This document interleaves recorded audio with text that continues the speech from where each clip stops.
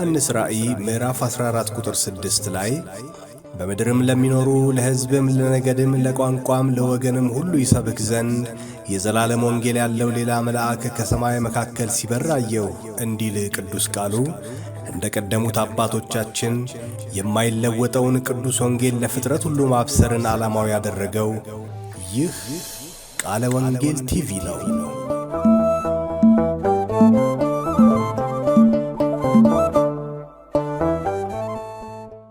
ሰላም ለእናንተ ይሁን። የጌታችን የመድኃኒታችን የኢየሱስ ክርስቶስ ጸጋና ሰላም ይብዛላችሁ። እንደምን ሰነበታችሁ? እግዚአብሔር አምላክ የተባረከ ይሁን። ባለፈው ሳምንት ሮሜ ምዕራፍ 4ን አይተን ነበረ። የአብርሃምን ሕይወት በኢየሱስ ክርስቶስ በማመን ከሚገኘው ጽድቅ ጋር አይተነዋል፣ በስፋት ተመልክተነዋል። እግዚአብሔር አምላክ የተባረከ ይሁን። እንግዲህ በዘፍጥረት መጽሐፍ ምዕራፍ 15 ላይ አብርሃምም እግዚአብሔርን አመነ ጽድቅም ሆኖ ተቆጠረለት ብሎ የእግዚአብሔር ቃል እንደሚናገረው ሐዋርያው ጳውሎስም ይህንን ሐሳብ ወደ ሮሜ መጽሐፍ ምዕራፍ 4 ላይ ይዞ በመምጣት ምዕራፍ 4 ላይ አብርሃም የጸደቀው በሕግ ሥራ ሳይሆን ወይም ደግሞ በሥራ ቃል ኪዳን ሳይሆን የጸደቀው በእምነት ነው ብሎ በደንብ አድርጎ በአዲስ ኪዳን ይሄ ተቆጠረለት የሚለውም ለሱ ብቻ ሳይሆን እኛም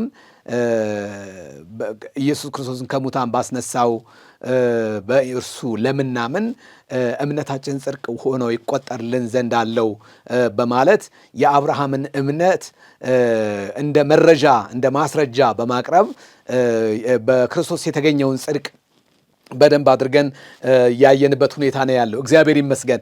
ስለዚህ አብርሃም የጸደቀው በመገረዝ ሳይሆን በሥራ ቃል ኪዳን ሳይሆን የጸደቀው በኢየሱስ ክርስቶስ እምነት እንደሆነ ይህን ነገር አይተናል። ስለዚህ ኃጢአተኛውን ለማይሰራ ግን ኃጢአተኛውን በሚያጸድቅ የሚያምን እምነቱ ጽድቅ ሆኖ ይቆጠርለታል የሚል የእግዚአብሔር ቃል አለ። ስለዚህ ብፁዓን እነማን ናቸው የሚለውን በደንብ አድርገን አይተናል። ብፁዓን ማለት እንግዲህ ዳዊት በዝማሬው ከውድቀት በኋላ እግዚአብሔር ምሕረት ካደረገለት ንስሐ ከገባ በኋላ የዘመረውን ዝማሬ ጳውሎስ በሮሜ ምዕራፍ 4 ላይ ጠቅሶታል።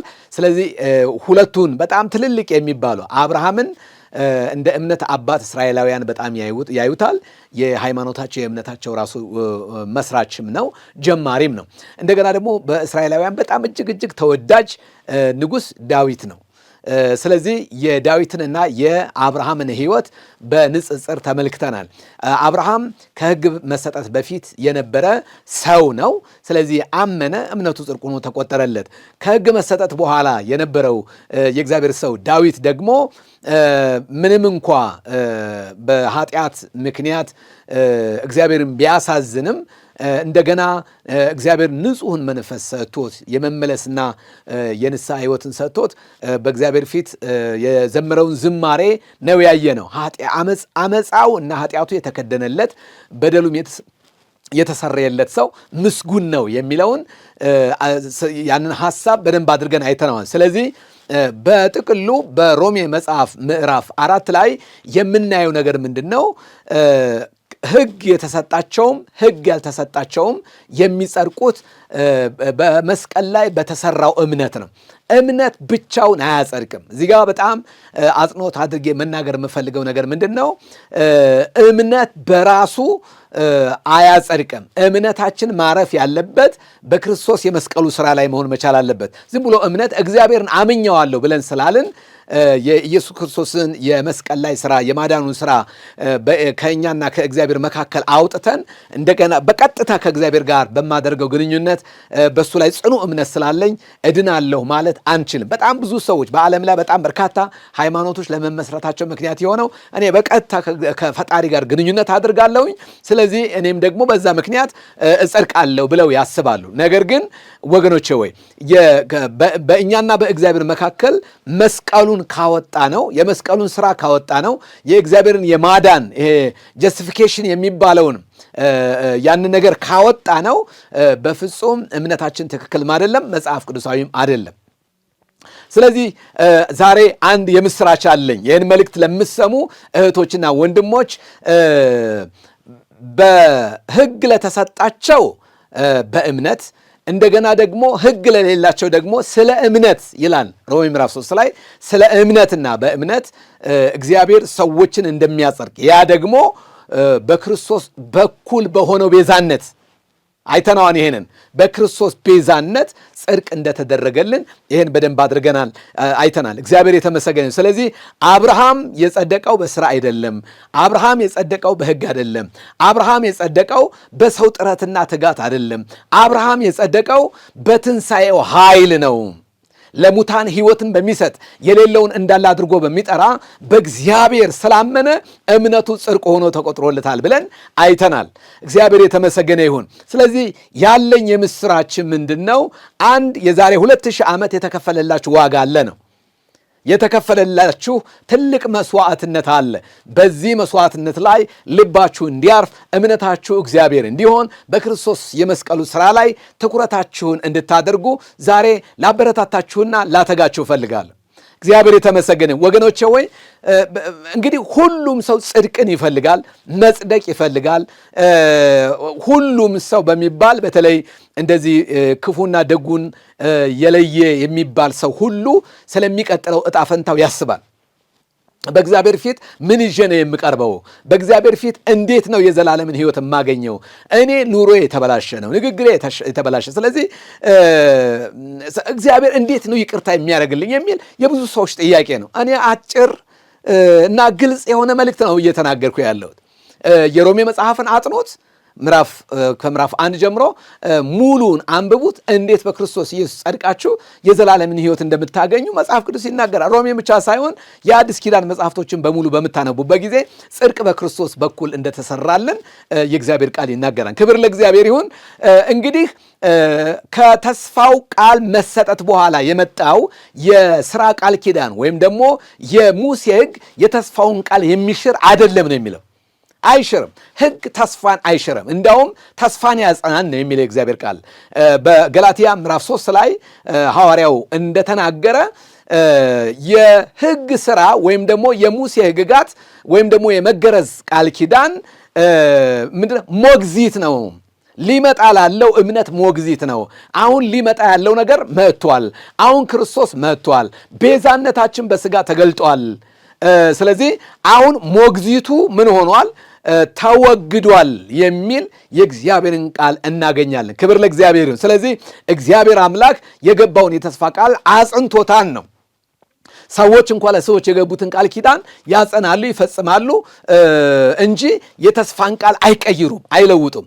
እግዚአብሔርማ እንዴት! ስለዚህ ከሕጉ መሰጠት በፊት የተሰጠው የተስፋ ቃል እንግዲህ ሕግ እያልን የሕግ ሥራ እያልን የምናወራው አጠቃላይ በብሉይ ኪዳን በዘጸአት በዘሌዋውያን መጽሐፍ እንዲሁም ደግሞ በሌሎችም መጽሐፍቶች የተዘረዘሩትን ሕግጋትን ነው። እንግዲህ ከ613 በላይ የሚሆኑ የሙሴ ሕግጋቶች አሉ።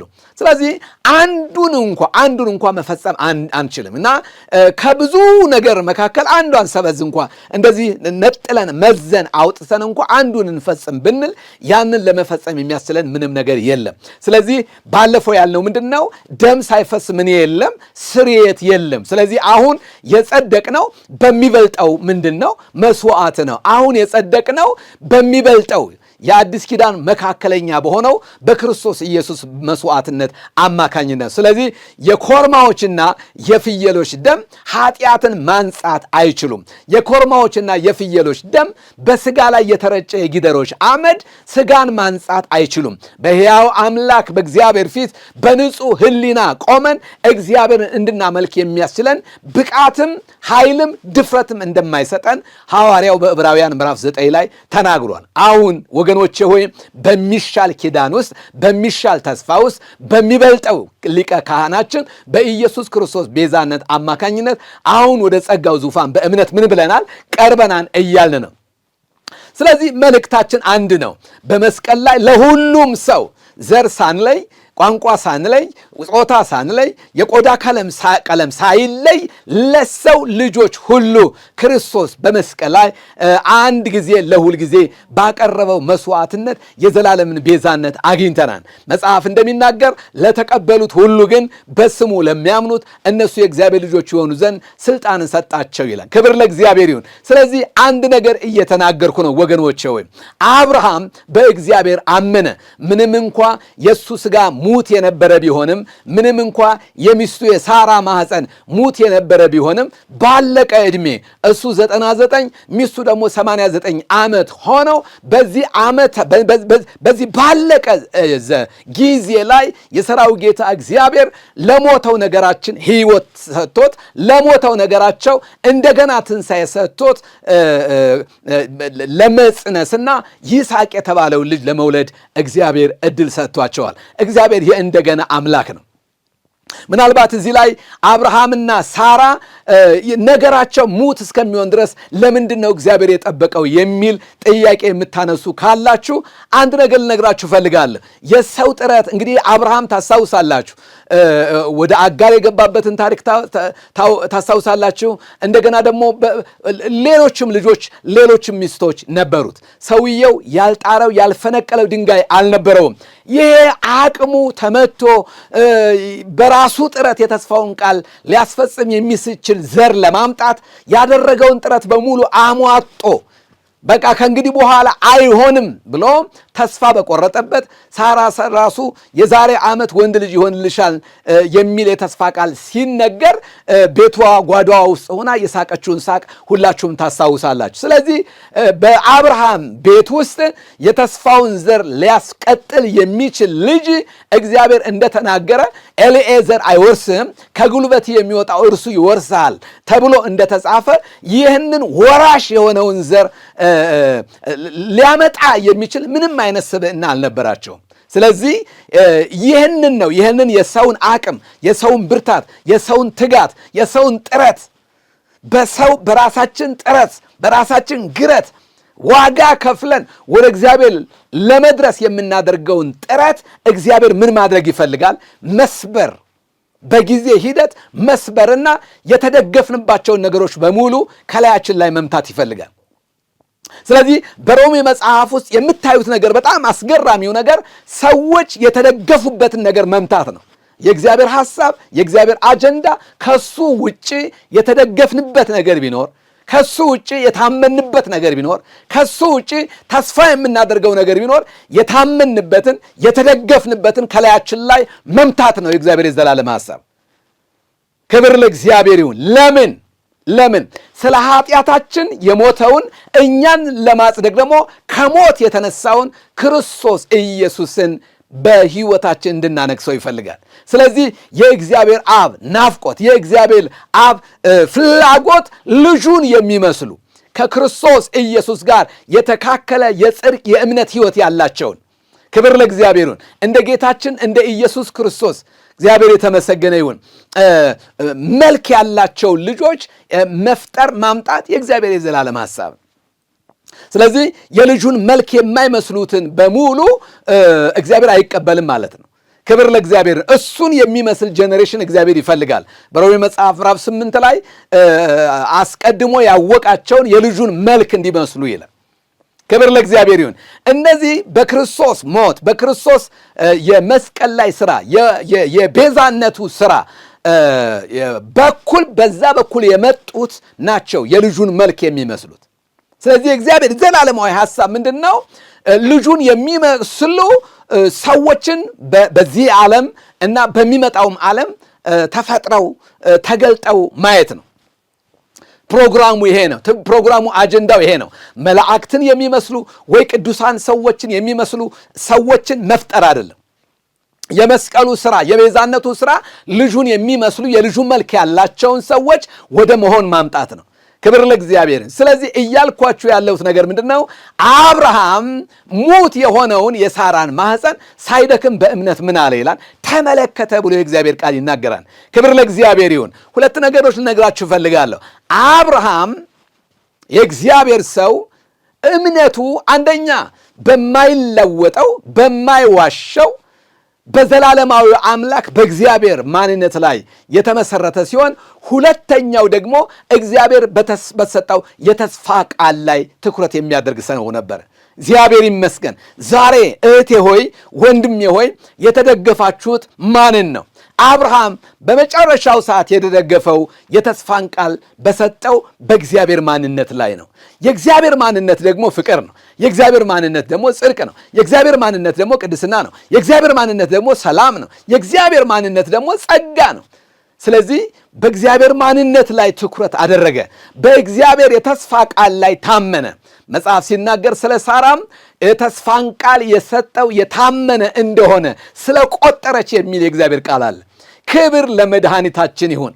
ሃሌሉያ። የተስፋን ቃል የሰጠው እግዚአብሔር የታመነ ነው አለች። ስለዚህ አይዋሽም። ስለዚህ የዘላለም ሕይወት የማይዋሽ እግዚአብሔር አስቀድሞ ተስፋ ሰጠ ተብሎ በቲቶ መጽሐፍ ምዕራፍ 1 ላይ እንደተጻፈ ክብር ለእግዚአብሔር ይሁን። አምላካችን እግዚአብሔር አስቀድሞ የገባውን የተስፋ ቃል ሊፈጽም የሚችልበት ማንነት አለው።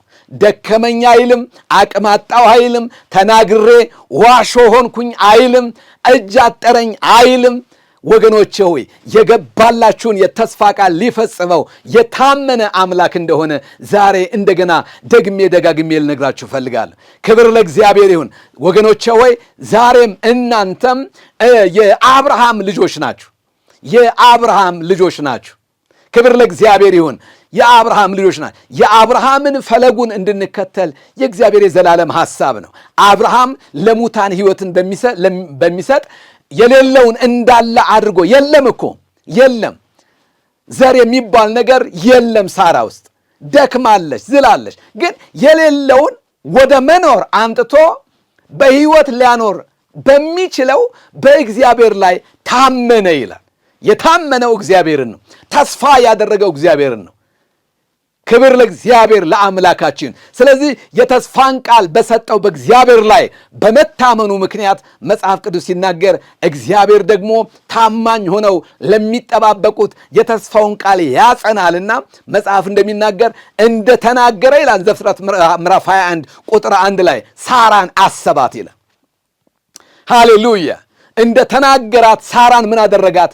አሰባት ብሎ መጽሐፍ ቅዱሳችን ይናገራል። ስለዚህ የተናገረውን የተስፋ ቃል የሚፈጽም ለሚጠባበቁ ታማኝ የሆነ ልጆቹን የማያሳፍር የማያሸማቅቅ በአደባባይ የመሰከራችሁለትን በጽድቅ የተለያችሁለትን እናንተን የሚደግፍ እምነታችሁን የሚያጸና አምላክ ነው። ስለዚህ ዛሬም በዚህ ቅዱስ እግዚአብሔር ላይ ታመኑ። በዚህ ቅዱስ አምላክ ላይ ታመኝ። እግዚአብሔር እንደተናገረ እንዲሁ ያደርገዋል። እግዚአብሔር የተመሰገነ ነው። ስለዚህ ጳውሎስ በዚህ በሮሜ መጽሐፍ ላይ እንደተናገረው አብርሃም አሕዛብን ቢወክል ገብቷችኋል። ምንም እንኳ የአይሁድም የአሕዛብም አባት ነው። ነገር ግን የአሕዛብን ቢወክል ዳዊት ደግሞ ሕግ የተሰጣቸውን ሰዎች ቢወክሉ እነዚህ ሁለት ወካይ ማንነቶችን እንኳ ብናያቸው አብርሃምም በሥራ ቃል ኪዳን አልዳነም፣ እንዲሁም ዳዊትም ራሱ በሕግ ሥራ አልጸደቀም። እግዚአብሔር ይመስገን። ስለዚህ እኔ ዛሬ የምላችሁ አንድ ነገር ነው። ኃጢአተኛውን በሚያጸድቅ በእግዚአብሔር ላይ የታመናችሁ ብፁዓን ናችሁ። ብፁዓን ማለት ኃጢአተኛውን በሚያጸድቅ የሚያምኑ ናቸው። ኃጢአተኛውን በሚያጸድቅ የሚያምኑ ሰዎች ብፁዓን ይባላሉ፣ የተመሰገኑ ይባላሉ። ክብር ለመድኃኒታችን ለንጉሳችን ለእግዚአብሔር ይሁን። ወገኖች ሆይ ክብር ለእግዚአብሔር ይሁን። ብፁዓን ብፁዓን ብፁዓን የሚራቡ ብፁዓን ናቸው ይጠግባሉና ተብሎ ተጽፏል። አሜን ነው ወይ? እግዚአብሔር አምላክ ለዘላለም የተባረከ ይሁን። አስቀድሞ እግዚአብሔር አምላክ ለአብርሃም የሰበከው ወንጌል ይሄ ነው። በገላትያ መጽሐፍ ምዕራፍ 3 ላይ የእግዚአብሔር ቃል እንደሚናገር አስቀድሞ በዘርህ አሕዛብ ይባረካሉ ብሎ ለአብርሃም ወንጌል ሰብኮለት ነበረ ይላል እና ጳውሎስ ሲተረጉመው በዘሮችህ አይልም። ከ13 ጀምሮ ሄዳችሁ አንብቡት። ገላትያ ምዕራፍ 3 ቁጥር 13 ጀምሮ ሄዳችሁ አንብቡት። በዘሮች አይልም፣ ነገር ግን ለአንድ እንደሚነገር በዘርህ ይላል፣ ያም ዘር ክርስቶስ ኢየሱስ ነው ይላል። የአብርሃም በረከት በክርስቶስ ኢየሱስ ለአሕዛብ ይደርስላቸው ዘንድ ይላል። በጣም አስደናቂም የምስራች ነው ዛሬ የምነግራችሁ። በጣም አስገራሚ ነገር ነው ወገኖች። የአብርሃም በረከት በክርስቶስ ኢየሱስ ለአሕዛብ ይደርስላቸው ዘንድ ክብር ለእግዚአብሔር ይሁን። እነሆ የአብርሃም ልጆች በእምነት ፈለጉን የተከተሉ የአብርሃም ልጆች ሁሉ የአብርሃም በረከት ተካፋዮች ናቸው ይላል። እግዚአብሔር አምላክ ለዘላለም የተመሰገነ ይሁን። ስለዚህ በዘሩ ተባርከናል፣ በዘሩ ጸድቀናል፣ በዘሩ ዘራችን ተቀይሯል፣ የማንነት ሽግግር አድርገናል። ክርስቶስ ሕይወታችን ሆኗል፣ ክርስቶስ ቅድስናችን ሆኗል፣ ክርስቶስ ጽድቃችን ሆኗል። በዘርህ አሕዛብ ይባረካሉ ተብሎ ተጽፏል። ስለዚህ በረከቱ ጽድቅ ነው፣ በረከቱ ቅድስና ነው፣ በረከቱ የዘላለም ሕይወት ነው፣ በረከቱ የዘላለም ተስፋ ነው፣ የሕይወት ተስፋ ነው። በዘር አሕዛብ ይባረካሉ ማለት ይሄ ነው። ክብር ለእግዚአብሔር ይሁን። ስለዚህ ወገኖቼ በሰማያዊ ስፍራ በመንፈሳዊ በረከት ሁሉ የባረከን የኢየሱስ ክርስቶስ አባትና አምላክ ይባረክ ይላል። እግዚአብሔር ይመስገን። በክርስቶስ ኢየሱስ ልጆች ተደርገናል። በክርስቶስ ኢየሱስ የኃጢአት ስርየትን አግኝተናል።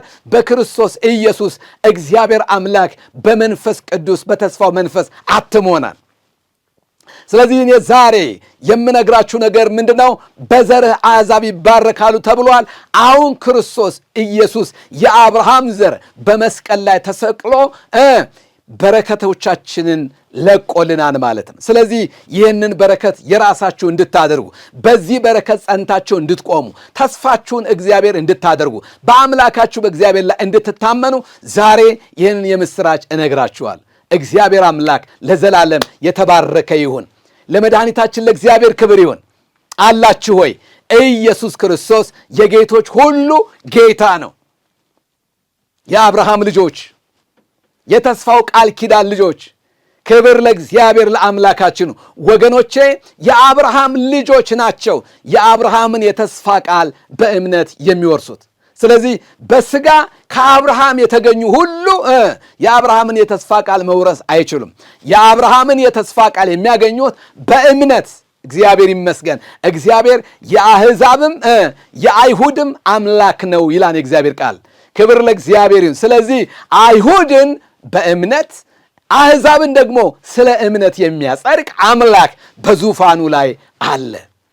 እግዚአብሔር አምላክ ለዘላለም የተመሰገነ ይሁን። ስለዚህ እየነገርኳችሁ ያለሁት ምንድን ነው ወገኖቼ? ወይ ብፁዓን ናችሁ እያልኳችሁ ነው። ክርስቶስ ጽድቃችሁ ከሆነ እነሆ እናንተ ብፁዓን ናችሁ። ክርስቶስ ቅድስናችሁ ከሆነ እናንተ ብፁዓን ናችሁ።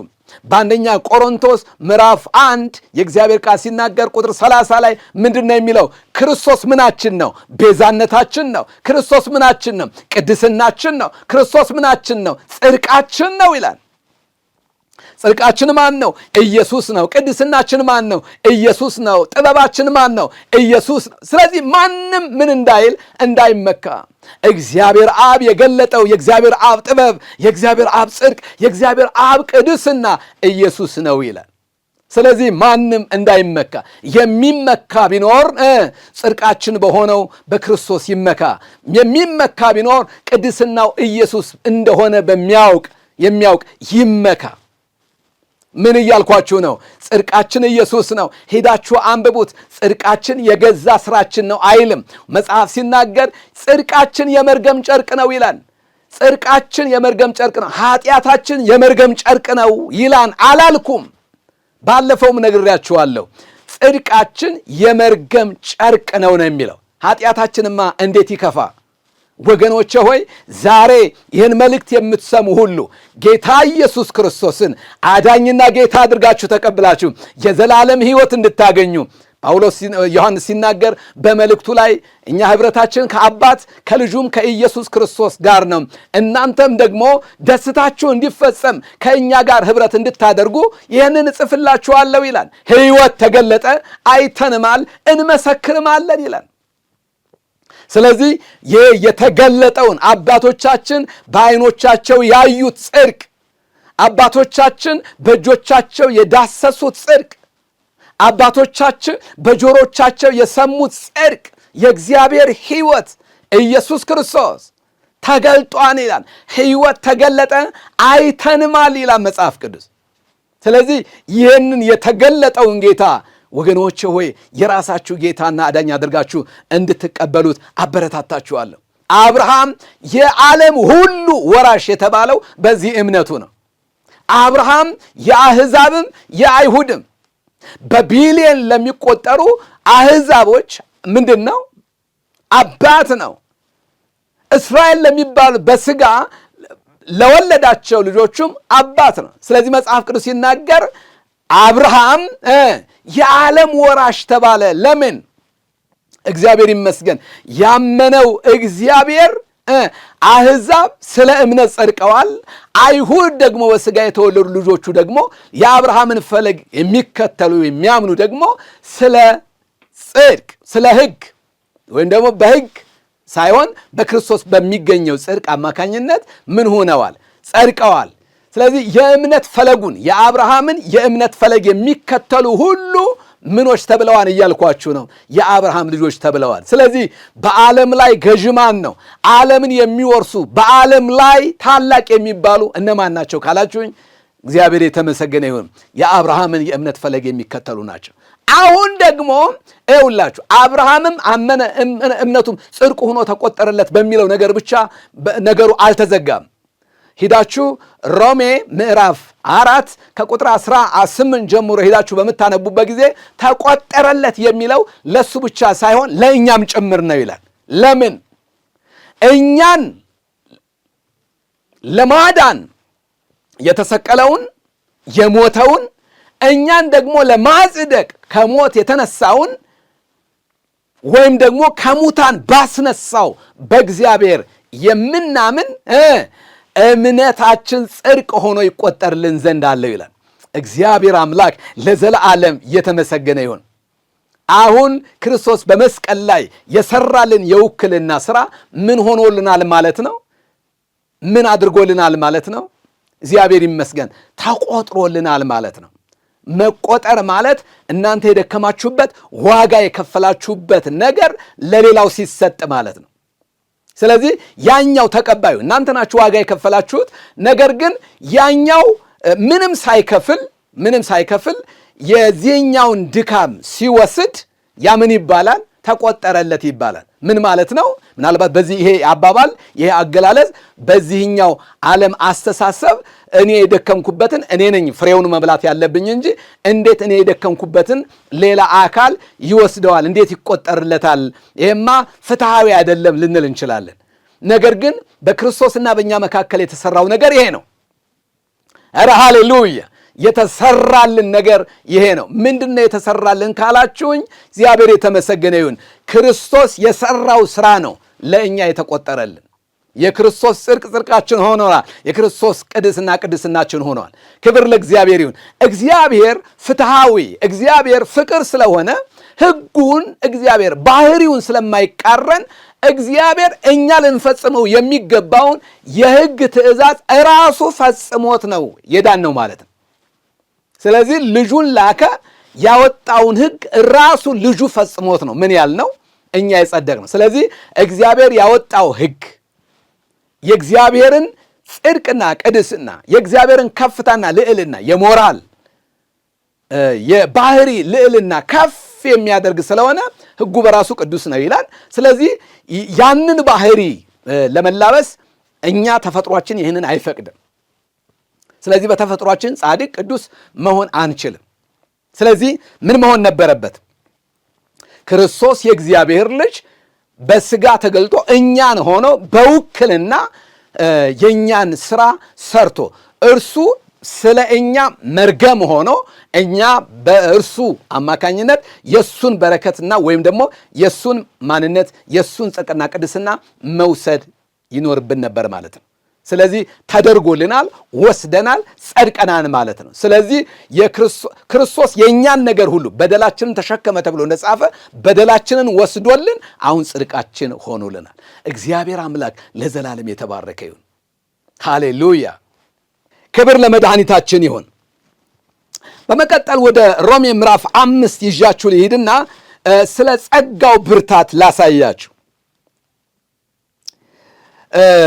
የእግዚአብሔር ጸጋ ምን ያህል ከፍ ያለ እንደሆነ ምን ያህል የላቀ እንደሆነ ከመጽሐፍ ቅዱሳችን አለፍ ብለን እንመለከታለን ማለት። ስለዚህ ጸጋ ማለት ምን ማለት ነው? እንደገና በሁለተኛ ደረጃ ደግሞ ስለ ጸጋ ሮሜ ምዕራፍ 5 ምን ያስተምረናል የሚለውን እናያለን ማለት ነው። እግዚአብሔር ይመስገን። ጸጋ ማለት ምን ማለት ነው? ይህ ሐሳብ በጣም ብዙ በተሳሳተ መንገድ የተተረጎመ ቃል ነው። መጽሐፍ ቅዱሳዊ ባልሆነ መንገድ በጣም ብዙዎቹ ተርጉመውታል። ነገር ግን እውነተኛው የጸጋ ትርጉም ምን እንደሆነ ከእግዚአብሔር ቃል ለማሳየት እሞክራለሁ። ጸጋ የሚባለው በግሪክ ቋንቋ ካሪስ ከሚለው የተገኘ ነው። ካሪስ ስለሚባለው ወይም ደግሞ የጸጋ ስለዳንበት ጸጋ የዘላለም ሕይወት ስላገኘንበት ጸጋ እግዚአብሔር ይመስገን። እንግዲህ በምዕራፍ 4 ላይ ድናችኋል፣ ጸድቃችኋል፣ ቅድስናችሁ ክርስቶስ ሆኖላችኋል ተብለን ነበር። አሁን ደግሞ የምንኖርበትን ጸጋ ጳውሎስ በሮሜ ምዕራፍ 5 ላይ የዘረዘረውን ሐሳብ እናያለን።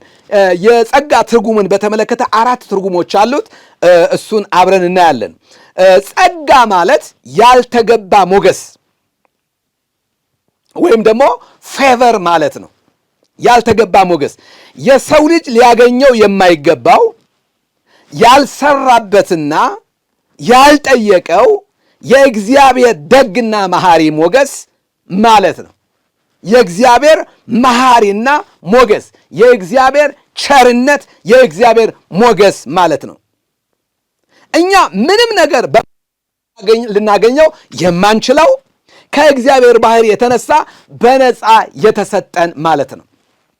ለዛ ነው ጸጋው በእምነት አድኗችኋል የሚለው የእግዚአብሔር ቃል ሲናገር በዚህ በኤፌሶን ምዕራፍ 2 ላይ ምንድን ነው? ነገር ግን እግዚአብሔር በምሕረቱ ባለጸጋ ስለሆነ ከወደደን ከትልቅ ፍቅሩ የተነሳ ከክርስቶስ ኢየሱስ ጋር ሕይወትን ሰጠን፣ ጸጋው በእምነት አድኗችኋል የሚለው።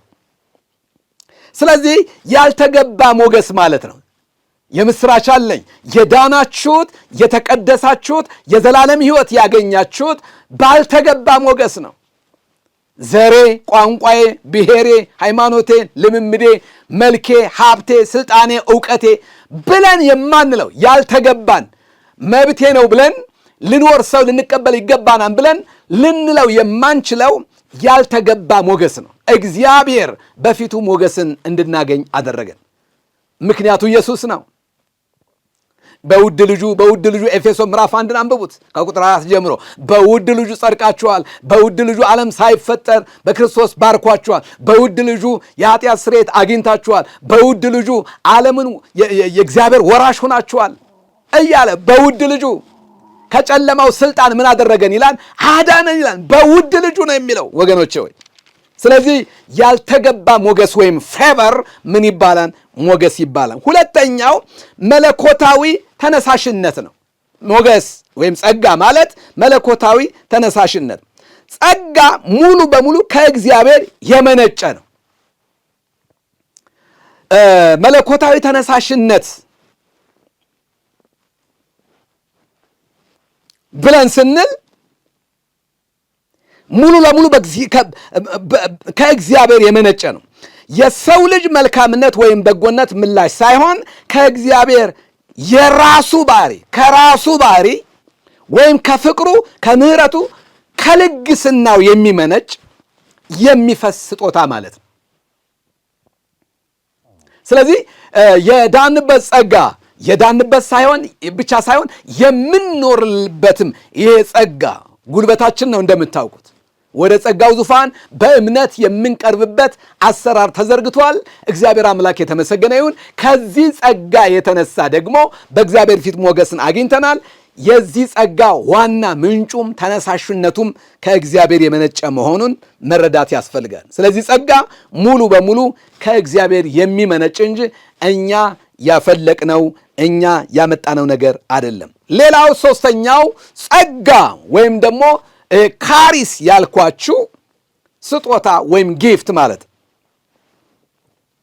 ከእግዚአብሔር የተሰጠ ነፃ ስጦታ ማለት ነው። ሊገዛ ሊሰራበት ወይም ደግሞ በሰው ልጅ ጥረት ወይም ደግሞ በሕግ ተገዥነት ሊገኝ አይችልም። በምንም አይነት በጣም ምናልባት ጥሩ ጨዋ የሆንን ሰዎች ልንሆን እንችላለን፣ ግን ሙታን ነን። የሙታን ደግሞ ጨዋ የለውም። በምንም አይነት መለኪያ በሕግ ተገዥነት ወይም ደግሞ በሰው ተፈጥሯዊ ጥረት ሊገዛ ሊሰራ የማይችል የእግዚአብሔር ስጦታ ማለት ነው። ጸጋ ማለት ስጦታ ማለት ነው። እግዚአብሔር ይመስገን። ስለዚህ የእግዚአብሔርን አቢሊቲ ያሳያን፣ የእግዚአብሔርን ችሎታ ሁሉ ያሳያን። አራተኛና የመጨረሻው ለውጥ የሚያመጣ ኃይል ማለት ነው። ጸጋ ረቂቅ ጽንሰ ሐሳብ ወይም ስሜት ብቻ ሳይሆን መዳንን፣ እርቅን፣ መንፈሳዊ እድገትንና በቅድስና ሕይወት ለመኖር የሚያስችል ኃይልን የሚያመጣ ንቁና ለዋጭ ኃይል ማለት ነው።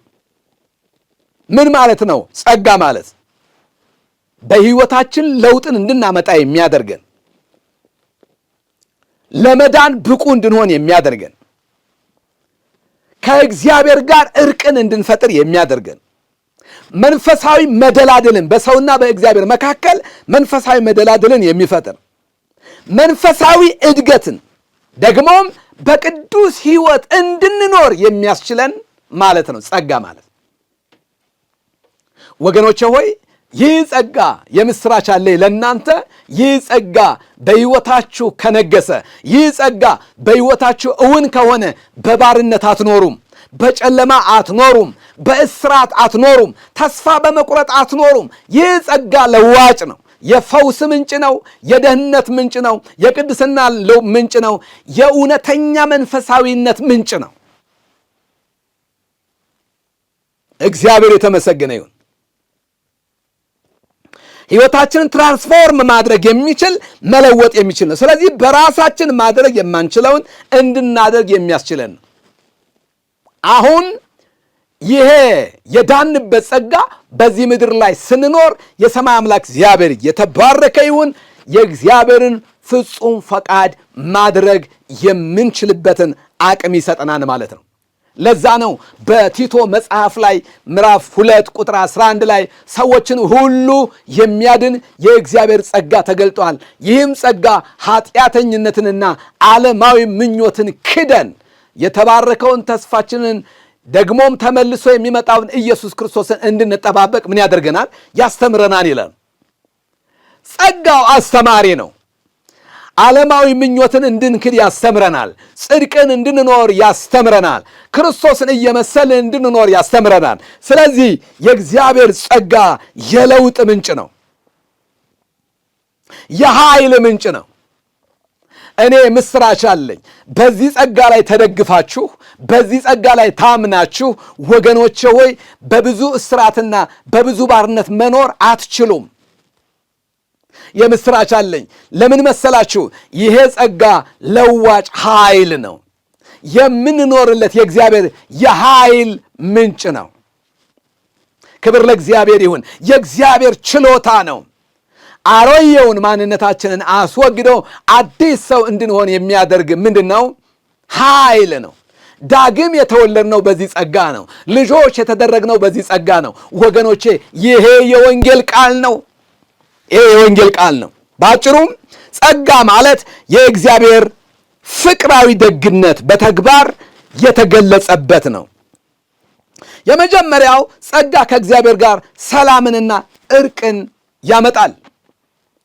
ይኸውላችሁ እዚሁ ሮሜ ምዕራፍ 5 ቁጥር 1 ላይ እንግዲህ በእምነት ከጸደቅን ከጌታችን ከኢየሱስ ክርስቶስ የተነሳ ከእግዚአብሔር ጋር ሰላም አለን ይላል።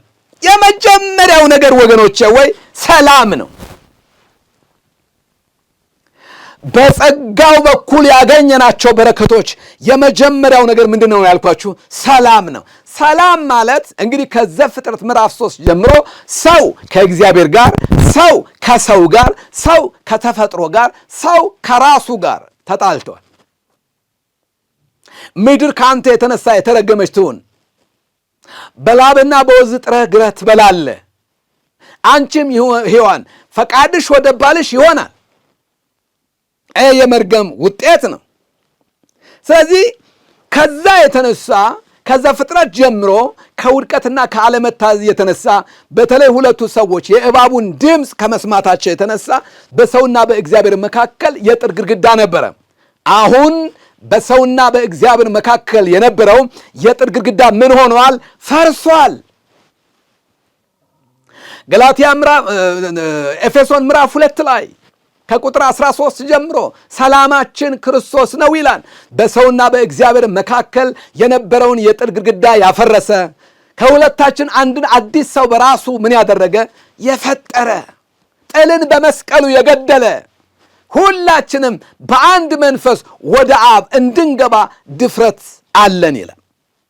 ስለዚህ ይሄ ሰላም ዝም ብለን እኛ ሃይ የምንለው አይነት የሰላምታ ልውውጥ አይደለም። ሰላሙ እርቅ ነው። በሰውና በእግዚአብሔር መካከል የነበረው የጥል ግድግዳ መፍረሱን ያሳያል። ጠላቶች ሳለን ከእግዚአብሔር ጋር በልጁ ሞት ከታረቅን፣ ይልቁንም ከታረቅን በኋላ በሕይወቱ እንድናለን ይላል። የሚገርም ነው። ጠላቶች ሳለን ክርስቶስ የሞተልን ጠላቶች ሳለን፣ ጠላት ነን። በቆላስይስ መጽሐፍ ምዕራፍ 1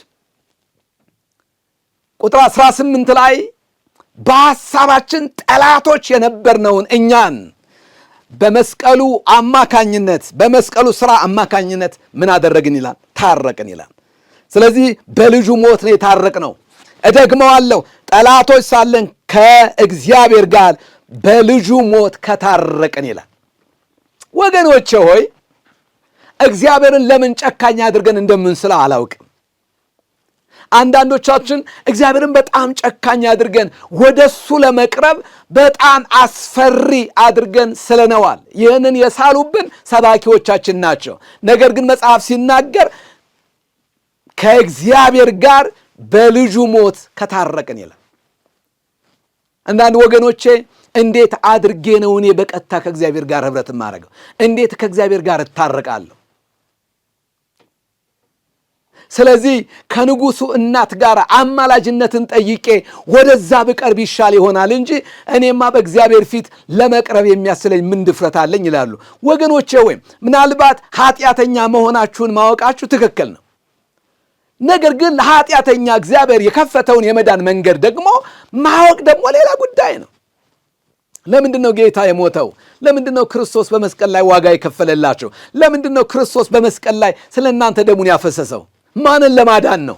መላእክትን ለማዳን ነው? ፍጡራንን ለማዳን ነው? ወይም መንፈሳዊ ዓለማትን መንፈሳዊ ኃይላትን ለማዳን ነው? በነገራችን ላይ እግዚአብሔር የተመሰገነውን ለሰይጣንና ለመላእክቱ እንኳ እግዚአብሔር የንስሐ ዕድል አልሰጣቸውም። ለሰው ነው እግዚአብሔር ዕድልን የሰጠው።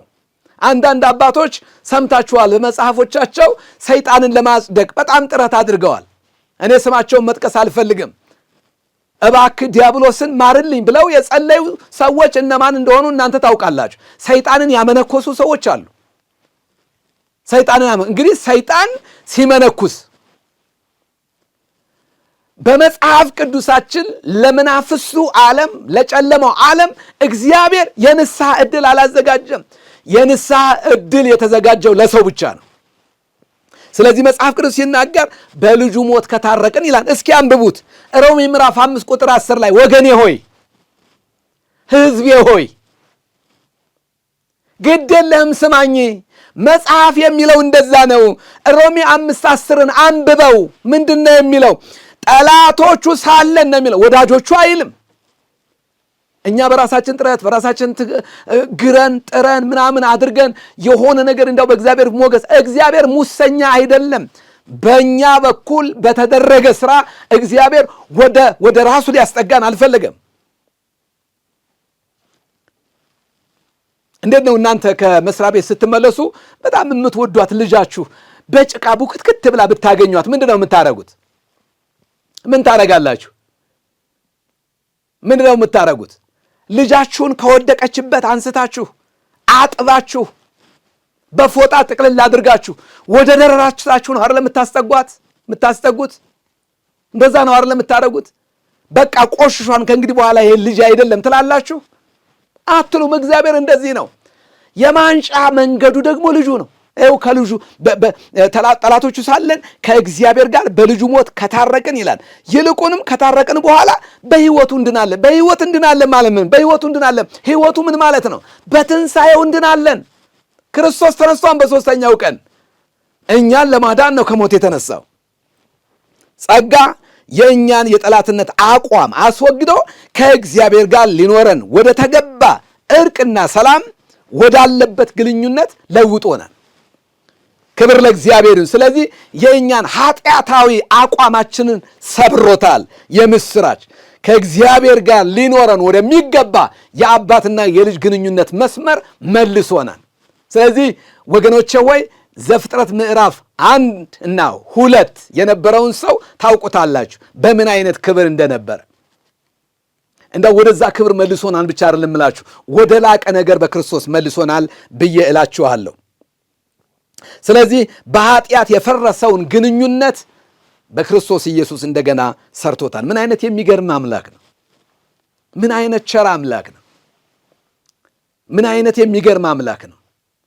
እግዚአብሔር ጻድቅ ነው። እግዚአብሔር ባህሪውን ሊቀይር ስለማይችል እንዲሁ ዝም ብሎ ከመሬት ተነስቶ በጣም ውድድ ስለማረጋችሁ ምን ያደርጋን፣ በቃ እናንተን በቃ ብጨክንባችሁ በዛው ነው የምትጠፉት ምናምን ብሎ እንደው ዝም ብሎ አፉ በጣም ይቅርታ አድርጌላችኋለሁ ምናምን ብሎ አላለም። እግዚአብሔር በባህሪው ጻድቅና እውነተኛ ስለሆነ እኛ መፈጸም የሚገባንን ነገር ልጁ ኢየሱስ ክርስቶስ ፈጽሞልን በላያችን ላይ የነበረውን የዕዳ ጽሕፈት ደምስሶልናል። ሁለተኛው ጸጋ በእግዚአብሔር ፊት በድፍረት ለመቅረብ ለመቆም ያስችለናል።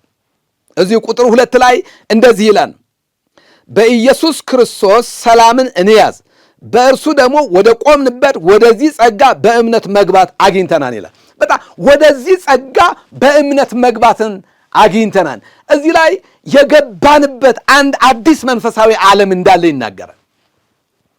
የቆምንበት እንደገና የገባንበት ሌላ ዓለም አለ።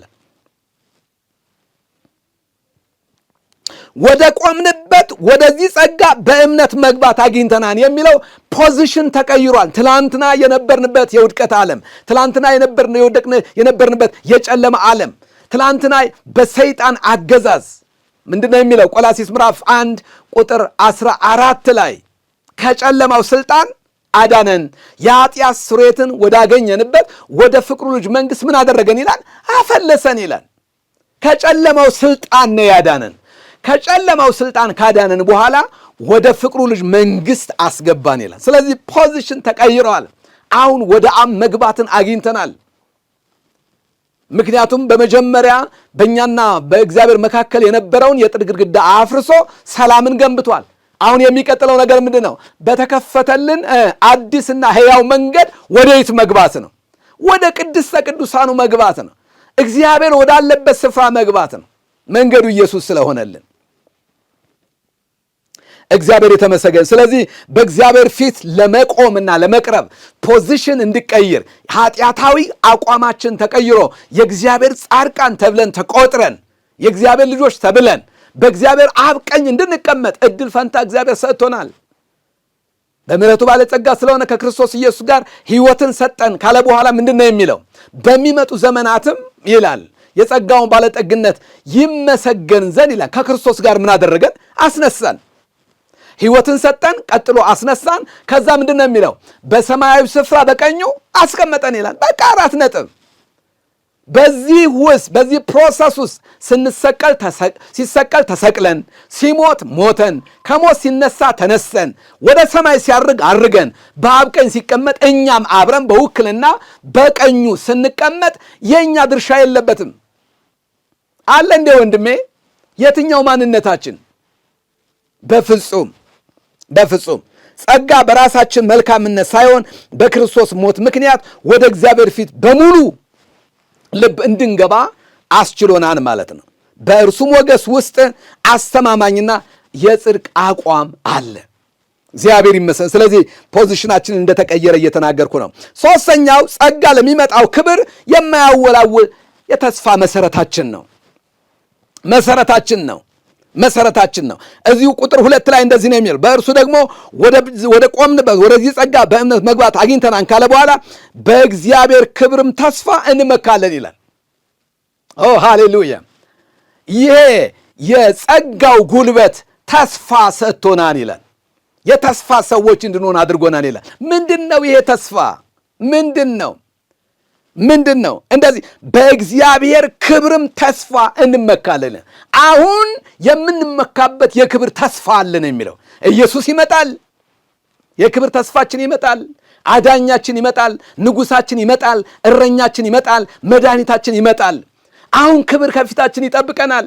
የክብር ተስፋ ይለዋል። ስለዚህ ይሄ የእግዚአብሔር ጸጋ ተስፋን ወደ ሕይወታችን አፍስሷል። ቅድም እንደተናገርኩት ሰዎችን ሁሉ የሚያድን የእግዚአብሔር ጸጋ ተገልጧል። ይህም ጸጋ ኃጢአተኝነትንና ዓለማዊ ምኞትን ክደን ካለ በኋላ ተስፋችንና መድኃኒታችንን ኢየሱስ ክርስቶስ እንድንጠባበቀው የክብር ተስፋ የሆነውን ኢየሱስን እንድንጠባበቀው ያስተምረናል ይላል። ኧረ ሃሌሉያ! ጸጋ ከእግዚአብሔር ጋር ያለንን የወደፊት ሕይወት እንደ ዋስትና እንደ ማረጋገጫ ሆኖ የተሰጠን ነገር ነው። ወገኖቼ ወይ እንደዚህ እግዚአብሔር በጸጋው የተስፋ ሰዎች እንድንሆን አድርጎናል ማለት ወገኖቼ እግዚአብሔርን እንድናከብር በእግዚአብሔር ፊት እጅግ ትሑታን እንድንሆን እንጂ እልከኞችና አመፀኞች እንድንሆን የእግዚአብሔር ፈቃድ አይደለም። በእርሱ ክብር የመካፈል ተስፋ እግዚአብሔር ሰጥቶናል። ይሄ የጸጋ ውጤት ነው። ይሄ የጸጋ ውጤት ነው። የክብር ተስፋ ገና እንጠባበቃለን። አሁን የክብር ተስፋ የሆነው ኢየሱስ በእናንተ ውስጥ ነው ይላል።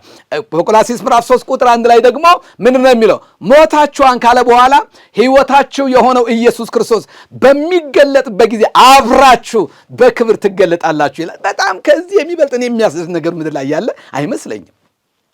እውነት ለመናገር ገና አብረን እሱ ሲገለጥ አብረን የምንገለጥበት ተስፋ እግዚአብሔር እያዘጋጀልን ነው።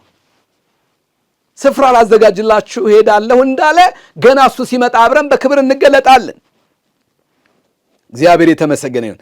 ይህንን ሳስብ እግዚአብሔርን እጅግ አድርጌ አመሰግናለሁ። አራተኛ ጸጋ መከራን ወደ መንፈሳዊ እድገትና ተስፋ ይለውጣል። የእግዚአብሔር ጸጋ መከራን አሁን እንኳ በዚህ ምድር ላይ ስንኖር በብዙ መከራ ውስጥ የምናልፍ ሰዎች ብንኖር አሁን በደንብ አድርጋችሁ እንድትሰሙኝ ይፈልጋለሁ። ጸጋ መከራን ወደ መንፈሳዊ እድገትና ተስፋ ይለውጣል። ከ3 እስከ 4 እንደዚህ ይላል። ይህም ብቻ አይደለም፣ ነገር ግን መከራ ትዕግስትን እንዲያደርግ፣ ትዕግስትን ፈተናን ተስፋ እንዲያደርግ፣ ፈተናን ተስፋ እንዲያደርግ እያወቅን በመከራችን ደግሞ እንመካለን ይላል። በጣም አስደናቂ ነገር ነው። ይሄ በጣም እኔን ይገርመኛል። የሰማይ አምላክ እግዚአብሔር የተባረከ ይሁን። ምናልባት መከራ ለማንኛውም ሰው የሚፈለግ ነገር አይደለም። እንግዲህ ብዙ አይነት መከራዎች አሉ። ነገር ግን አሁን የምነግራችሁ መከራ እንደ እግዚአብሔር ፈቃድ የሆነውን መከራ ነው። አንድ ሰው ሰርቆ መከራ ቢቀበል ይሄ ምንም አይነት ትሩፋት የለውም፣ በረከትም የለውም።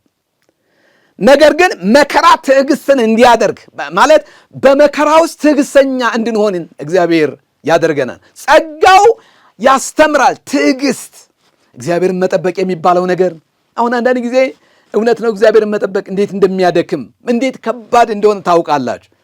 እንግዲህ በዚህ በሮሜ ምዕራፍ 4 ላይ እንዳየነው አብርሃም ከ14 ዓመት በላይ በመጠበቁ ምክንያት ምን ያህል እምነቱ ዙሎ እንደነበረ ሁላችሁም ታውቃላችሁ። የዘገየች ተስፋ ልብን ታዝላለች። እውነት ነው።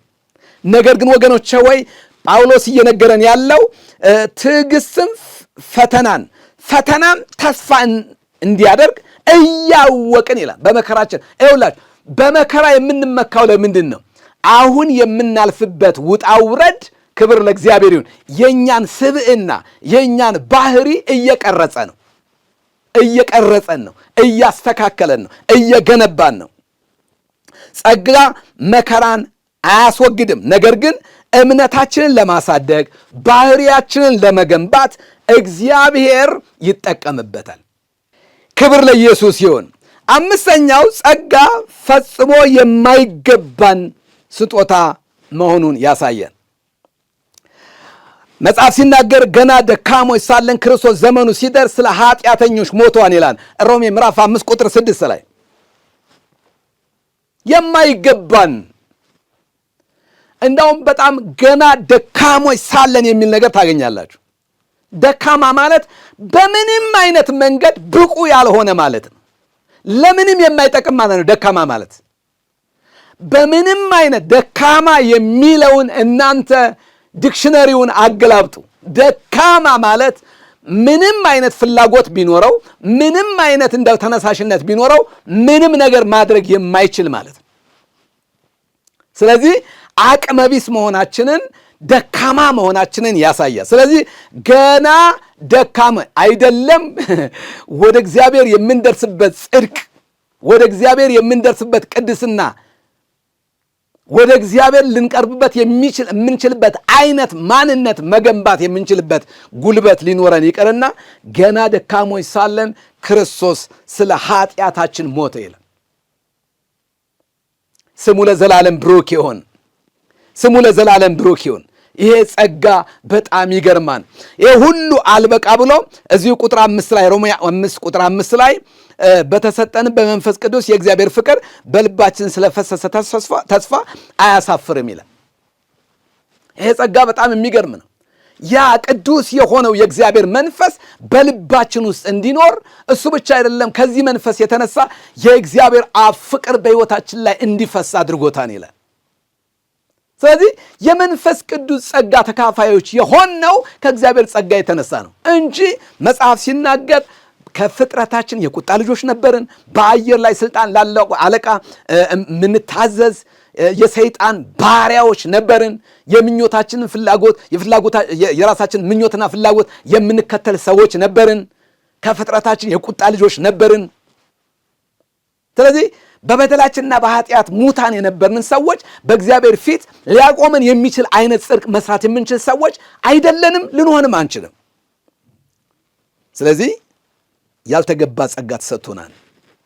እግዚአብሔር አምላክ ለዘላለም የተመሰገነና የተባረከ ይሁን። የእግዚአብሔር ፍቅርና የማዳን ተግባር ለእኛ የብቃታችን ምላሽ ሳይሆን እጅግ በከፋ ሁኔታ ውስጥ ሳለን ገና ደካሞችና ኃጢአተኞች ሳለን በእርሱ በልጁ በኢየሱስ ክርስቶስ በኩል አዳነን። ጸጋ ማለት ይሄ ነው። የሚቀጥለውን ሌላ ጊዜ አሳያችኋል። ለዛሬ እዚህ ይበቃናል። እግዚአብሔር አምላክ የተመሰገነ ይሁን። አንድ ጥሪ ማቅረብ እፈልጋለሁ። ጌታ ኢየሱስ ክርስቶስ ይወዳችኋል። ምናልባት ይህን መልእክት ቁጭ ብላችሁ ለመስማት እድል ያገኛችሁ ሰዎች ግድ የላችሁ። አሁን የነገርኳችሁን ሁሉ የነገርኳችሁ የተጻፈውን እውነት ነው። ሮሜ ምዕራፍ 3 ምዕራፍ 4 ምዕራፍ 5 እንዲሁም ደግሞ ሙሉን የሮሜ መጽሐፍ እንዲሁም የገላትያን መጽሐፍ በደንብ አድርጋችሁ ማንበብ ትችላላችሁ። ወገኖቼ ሆይ እባካችሁ ዘመን ሳለ ጊዜ ሳለ ንስሐ ግቡ፣ ወደ እግዚአብሔር ተመለሱ። ጌታ ኢየሱስ ይወዳችኋል። እኔ ይሄንን የምስራች እነግራችኋል። እንደ አንድ ወንጌል ሰባኪ፣ እንደ አንድ የእግዚአብሔር ሰው በፍቅር እመለምናችሁ ይሄን ነው። ከእግዚአብሔር ጋር ታረቁ ብለን እንለምናለን። ጌታ ኢየሱስ ከእናንተ ጋር ይሁን።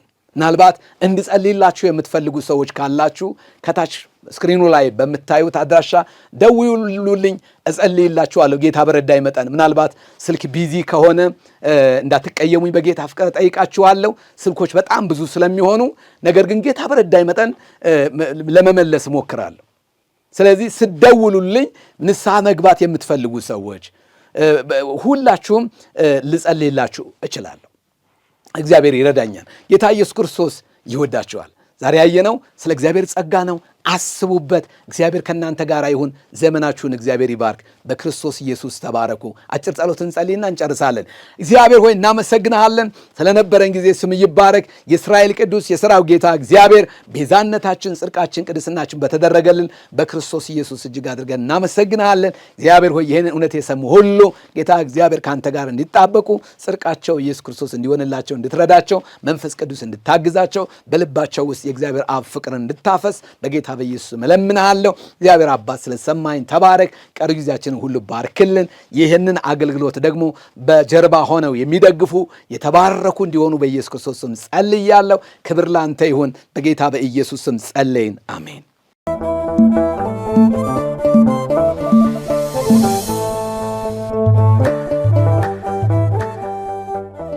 በዮሐንስ ራእይ ምዕራፍ 14 ቁጥር 6 ላይ በምድርም ለሚኖሩ ለሕዝብም ለነገድም ለቋንቋም ለወገንም ሁሉ ይሰብክ ዘንድ የዘላለም ወንጌል ያለው ሌላ መልአክ ከሰማይ መካከል ሲበር አየሁ እንዲል ቅዱስ ቃሉ እንደ ቀደሙት አባቶቻችን የማይለወጠውን ቅዱስ ወንጌል ለፍጥረት ሁሉ ማብሰርን ዓላማው ያደረገው ይህ ቃለ ወንጌል ቲቪ ነው።